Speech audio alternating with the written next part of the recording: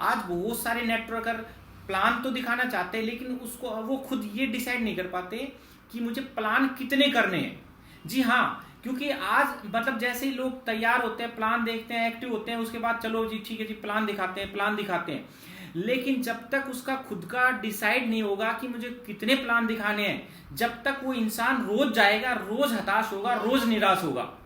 For example, जैसे मान लो अगर आप किसी नौकरी में हैं, आपको सैलरी कितने दिन में मिलती है? 1 महीने में।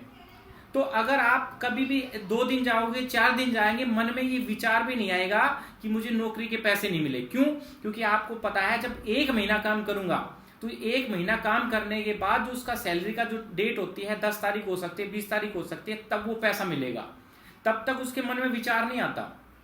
इसी तरह हम नेटवर्क मार्केटिंग करते हैं, बिजनेस करते हैं, तो बिजनेस में हमें ये पता होना चाहिए कि हमें कितने प्लान करने हैं। क्योंकि यहाँ टाइम बाउंडेशन तो है नहीं भाई 1 महीना करेंगे, आप 2 महीना करेंगे। 1 महीना करोगे, 2 महीना करोगे, लेकिन आप ये डिसाइड कर रहे हो कि हम प्लान, हमें कितने प्लान करने हैं। दोस्त जैसे मान लो सपोज अगर आपने ये डिसाइड नहीं किया कि हमने प्लान कितने करने हैं, तो ऑटोमेटिकली क्या होगा, जैसे हम 5 लोगों के साथ मिले, 5 लोगों के पास गए, 10 लोगों के पास गए, 20 लोगों के पास गए, वहां से रिजल्ट हो सकता है 1% ना आए। तो जब नहीं आएगा तो एक आम आदमी जाएगा, हताश होकर आ जाएगा। जैसे उसके अब 21 प्लान होंगे और ज्यादा हताश हो जाएगा, जैसे 22 प्लान होंगे और हताश हो जाएगा, निराश हो जाएगा। वो जा रहा है एनर्जी को गेन करने के लिए, मतलब कुछ ना कुछ एक्साइटमेंट होके, घर से वो एक्साइटमेंट होके जा रहा है, लेकिन जब घर पे आ रहा है तो कहीं ना कहीं वो नेगेटिव होके आ रहा है। उसके पीछे मेन कारण क्या है कि उसको यही नहीं पता कि मैं कितने प्लान के बाद रुकने वाला हूं।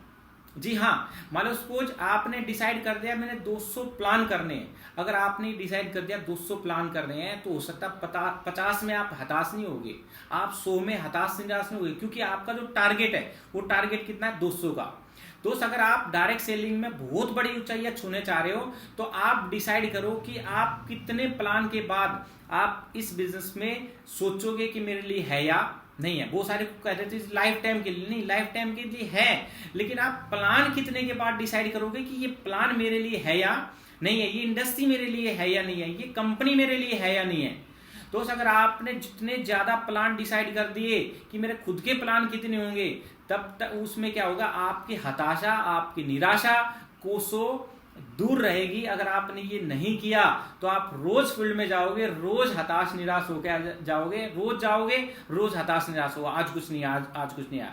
क्योंकि देखिए डायरेक्ट सेलिंग क्या है, ये एक मशीन नहीं है, एक बीज की तरह है। जैसे आपने बीज बोते हैं ना, उसके बाद खाद डालना पड़ता है, पानी डालना पड़ता है, बहुत सारी चीजें जब आप उसको देखभाल करनी पड़ती है, जब वो ऊपर से जब कुछ पत्तियां निकल के आती है, कुछ पेड़ बनता है, उसके बाद वो बहुत बड़ा दरख्त बन जाता है।